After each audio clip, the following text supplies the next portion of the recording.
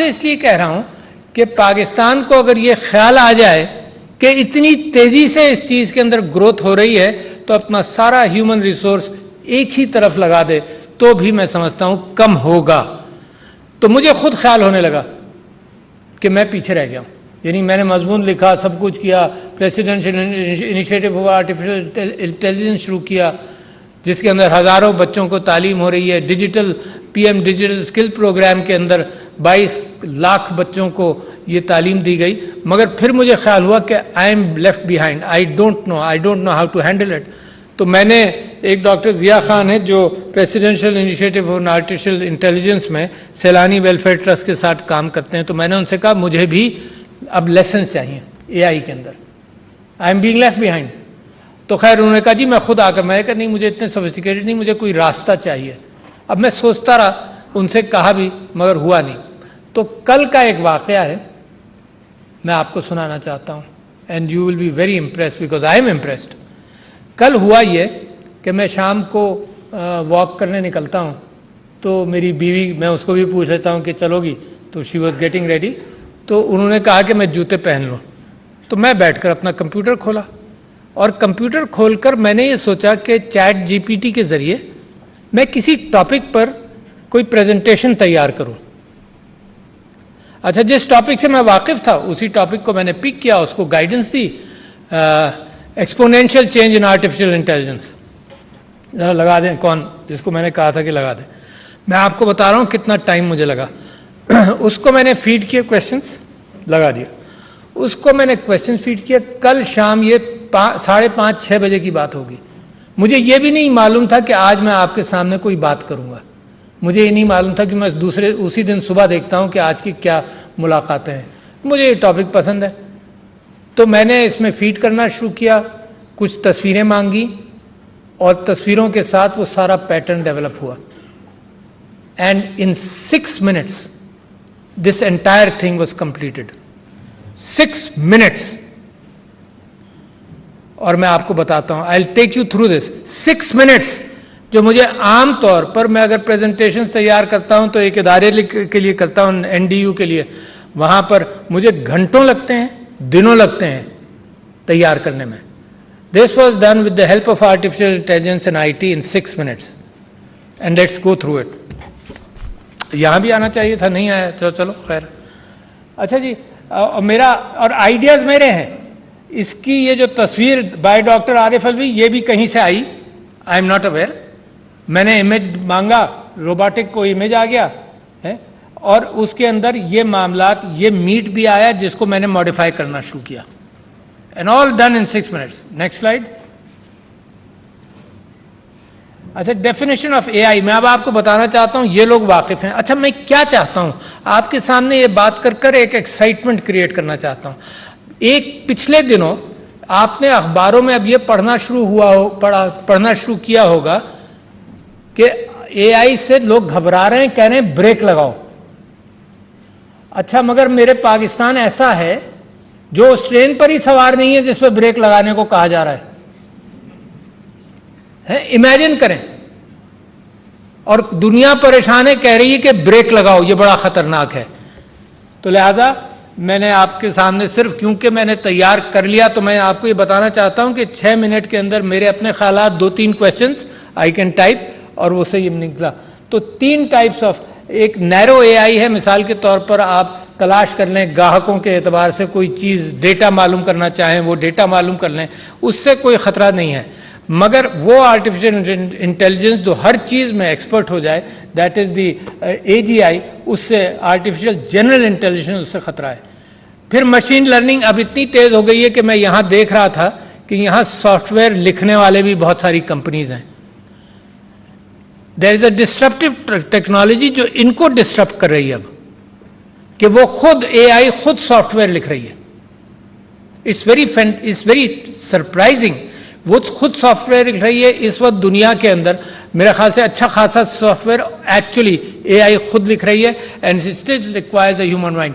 तो later, may be 10 years later या 5 years later, I can't even predict anything, 5 years later it will be possible कि सारी software AI लिखे, मगर ये कि ह्यूमन सुपर स्किल्ड एक्सपर्ट्स उसके ऊपर नज़र डाल लें कि क्या है, they don't know what is happening inside.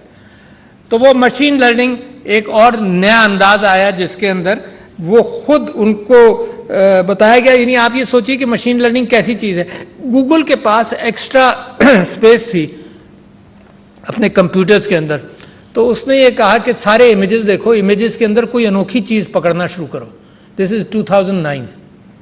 अनोखी चीज़ दुनिया के सारे इमेजेस में सबसे पहले अनोखी चीज़ पकड़ी कि एक फजी सी चीज़ है जो स्क्रीन पर से गुजरती है और लोगों के इमोशंस अच्छे होते हैं।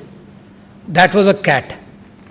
That was the first time pattern recognition image recognition के जरिए आया और उसको कैट लेबल कर दिया गया दुनिया भर में भी जो हुआ। इसी तरह से पैटर्न रिकग्निशन इन लॉजिक, इसी तरह से चैट जीपीटी जो आया वो उसी एतबार से आया। एक तो मशीन लर्निंग और फिर डीप लर्निंग जो न्यूरल नेटवर्क्स के साथ होती है। Next slide please. ये मैं आपसे जिक्र कर चुका हूं कि ये आर्टिफिशियल जनरल इंटेलिजेंस से परेशान है और कुछ नामों का मैं आपसे जिक्र कर दूं। मैंने सबसे पहले ये फियर पढ़ना शुरू किया, ये 2015 की बात है, अभी की बात नहीं है। निक बॉस्ट्रम ने किताब लिखी सुपर इंटेलिजेंस।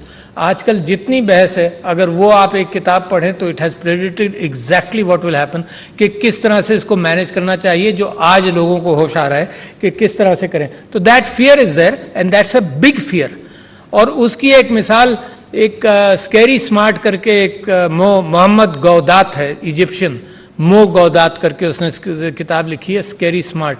उसने कहा कि जनाब ये जो कैफियत इंटेलिजेंस की जो बढ़ रही है एआई की, AI will be 1 billion times stronger than human intelligence by year 2045 और 2047, billion times.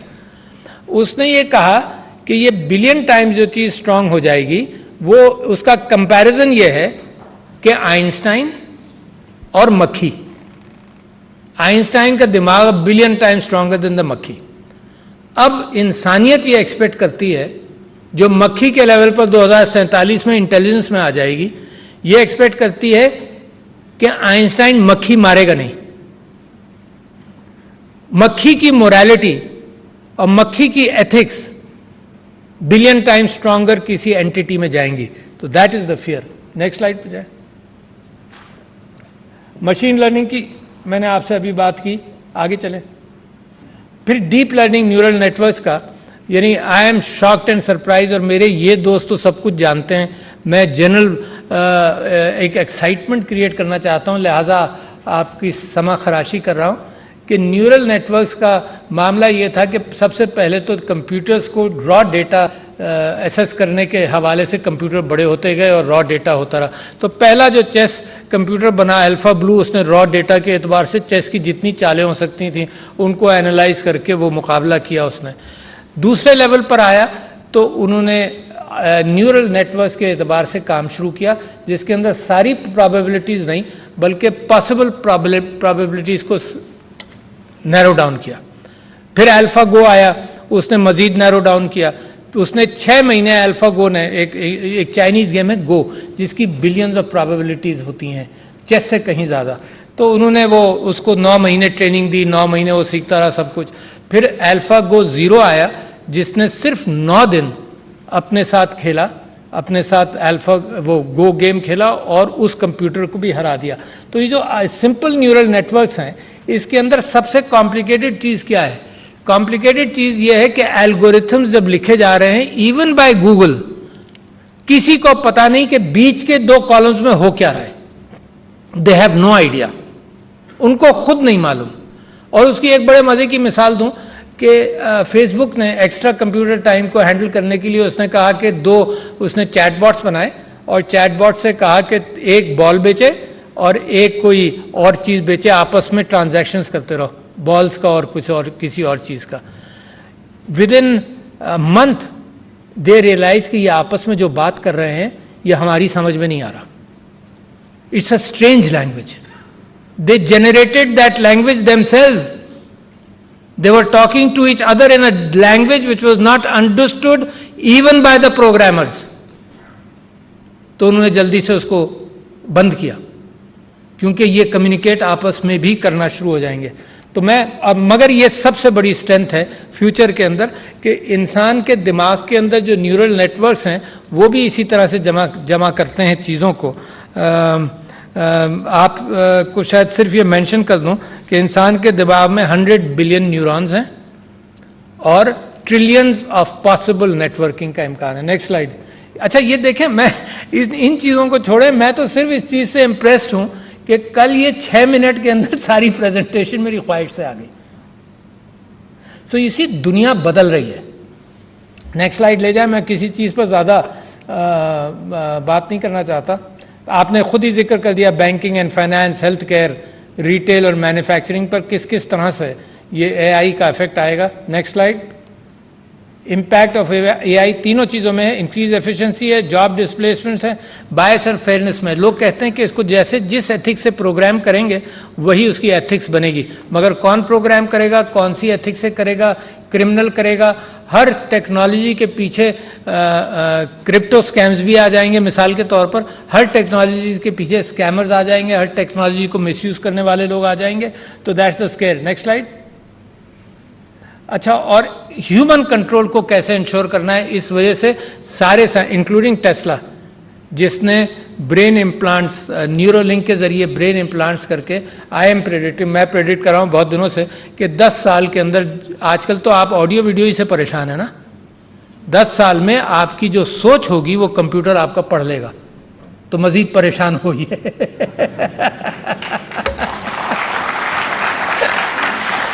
Which is happening.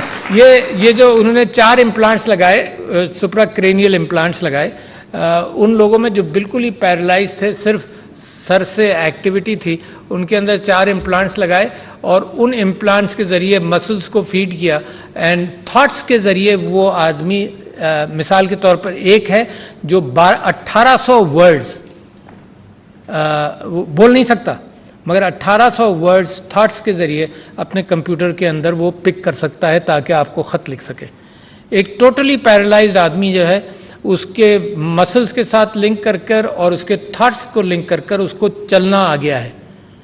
तो this is the first stage with happens. But thoughts को समझने के लिए, ख्यालात को समझने के लिए जब कंप्यूटर शुरू हो गए तो ख्यालात समझने के एतबार से ब्रेन कंप्यूटर इंटरफेस बहुत बड़ा बनेगा। तो लिहाजा ट्रांसपेरेंसी बहुत ज़रूरी है, टेस्टिंग और सर्टिफिकेशन ज़रूरी है और गवर्नेंस एंड रेगुलेशन ज़रूरी है कि ह्यूमन कंट्रोल हो। Next slide. प्राइवेसी कंसर्न्स है, यकीनन अकाउंटेबिलिटी है, इम्पैक्ट ऑन सोसाइटी। अगले आगे जाएं। I just wanted to show you the impressive work. आगे जाएं। अच्छा, फ्यूचर प्रॉस्पेक्ट्स ऑफ एआई। ये क्वांटम कंप्यूटर सिर्फ इस आदमी खड़ा है ना, इसके साथ इतना ही बड़ा है।